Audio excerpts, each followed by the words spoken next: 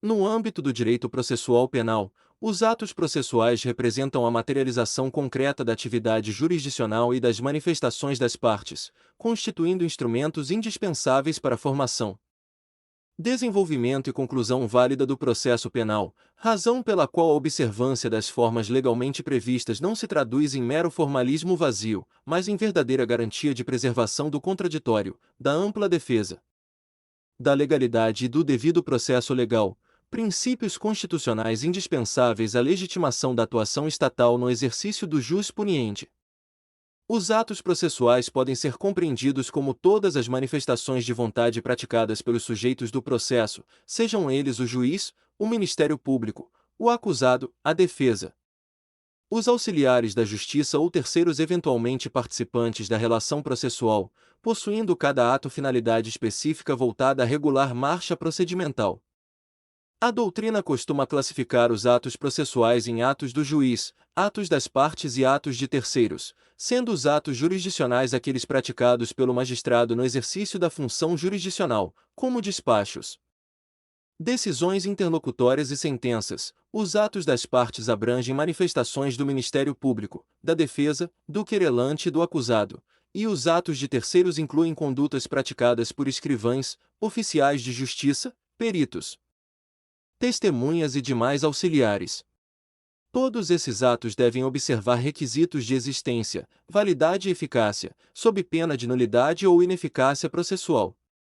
Dentro desse contexto, a comunicação processual assume papel fundamental, pois nenhum ato terá validade plena se não for adequadamente levado ao conhecimento dos sujeitos processuais interessados, especialmente do acusado, em virtude da necessidade de assegurar efetiva ciência da acusação e oportunidade de defesa. Entre os principais instrumentos de comunicação processual no processo penal encontram-se a citação, a intimação e a notificação, cada qual com finalidade própria e regime jurídico específico. A citação consiste no ato pelo qual o acusado é chamado a juízo para tomar conhecimento da imputação formulada contra si e apresentar defesa, estabelecendo-se, a partir daí, a triangularização da relação processual entre juiz, acusação e defesa. Trata-se de ato essencial à validade do processo penal, uma vez que ninguém poderá ser processado ou condenado sem que tenha sido regularmente citado, salvo hipóteses excepcionais previstas em lei. A citação possui natureza jurídica de pressuposto processual de validade, sendo indispensável para a constituição válida da relação jurídico-processual.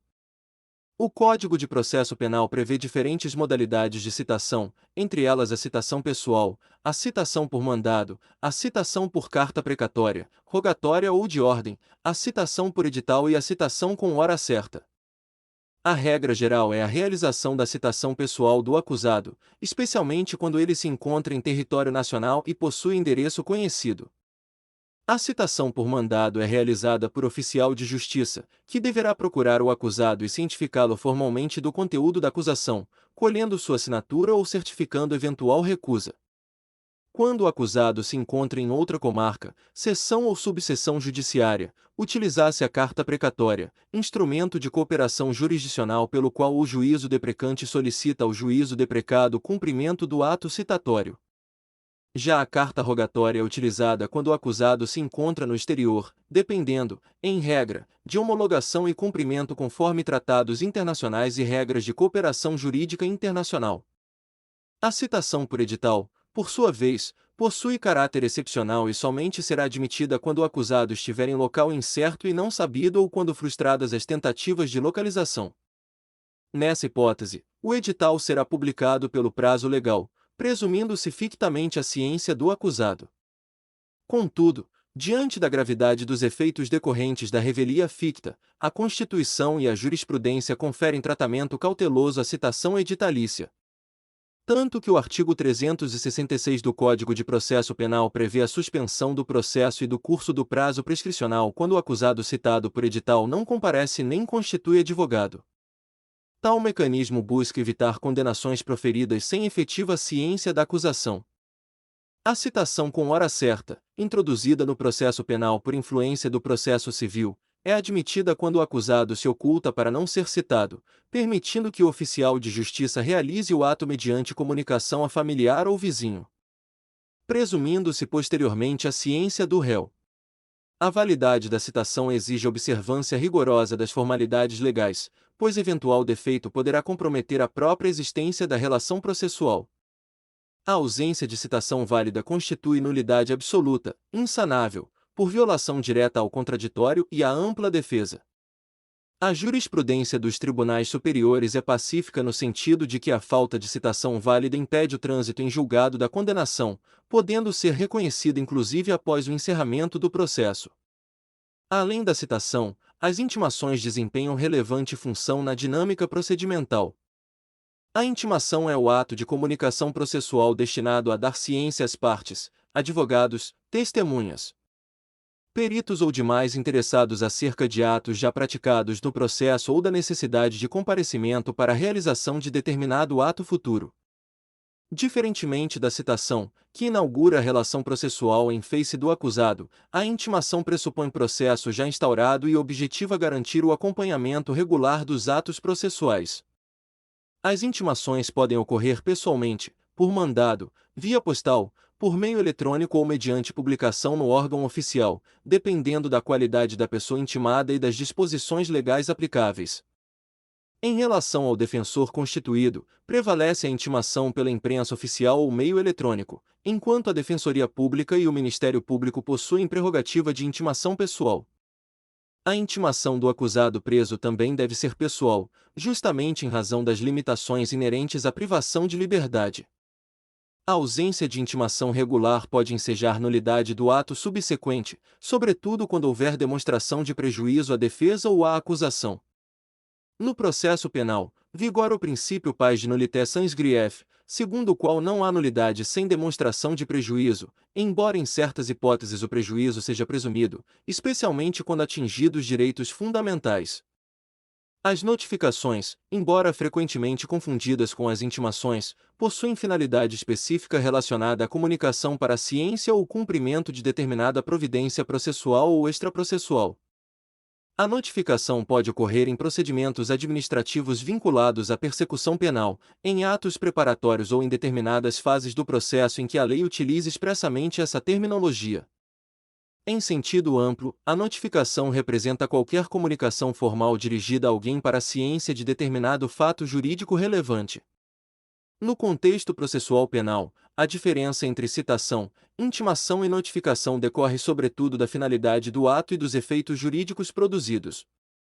Outro aspecto essencial relacionado aos atos processuais refere-se aos prazos processuais, instrumentos voltados à organização temporal do procedimento e à garantia de razoável duração do processo. Os prazos processuais consistem nos lapsos temporais legalmente fixados para a prática de atos pelas partes, pelo juiz ou pelos auxiliares da justiça. O Código de Processo Penal estabelece prazos específicos para apresentação de defesa, interposição de recursos, realização de diligências, manifestação do Ministério Público, conclusão de inquérito e diversos outros atos. Os prazos podem ser próprios ou impróprios. Prazos próprios são aqueles cujo descumprimento acarreta a preclusão, isto é, perda da faculdade processual de praticar o ato. Já os prazos impróprios dirigem-se ao juiz ou aos servidores, não gerando preclusão, embora possam ensejar responsabilidade funcional. Em regra, os prazos processuais penais são contínuos e peremptórios, não se interrompendo por férias, domingos ou feriados, salvo disposição legal específica. A contagem dos prazos observa critérios próprios, excluindo-se o dia do começo e incluindo-se o do vencimento. Quando o vencimento recair em dia não útil, prorroga-se para o primeiro dia útil subsequente. A tempestividade dos atos processuais constitui requisito essencial de validade e eficácia, sendo que a prática intempestiva normalmente conduz à preclusão temporal. A preclusão pode ser temporal, lógica ou consumativa.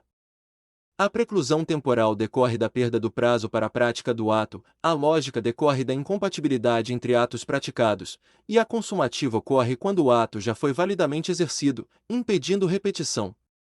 Os prazos possuem íntima relação com a segurança jurídica, pois impedem a eternização das controvérsias e garantem estabilidade procedimental. Entretanto, em matéria penal, a interpretação dos prazos deve sempre observar os princípios constitucionais da ampla defesa e do favor rei, admitindo-se flexibilizações quando necessárias à proteção da liberdade individual. No âmbito dos atos processuais, as nulidades ocupam posição de destaque, constituindo mecanismos de controle destinados a preservar a legalidade e a regularidade do procedimento. A nulidade processual consiste no vício decorrente da inobservância das formas e garantias legalmente previstas para a prática dos atos processuais. Nem todo defeito processual gera nulidade, pois o sistema processual penal adota o princípio da instrumentalidade das formas, segundo o qual os atos serão considerados válidos sempre que atingirem sua finalidade essencial sem causar prejuízo às partes.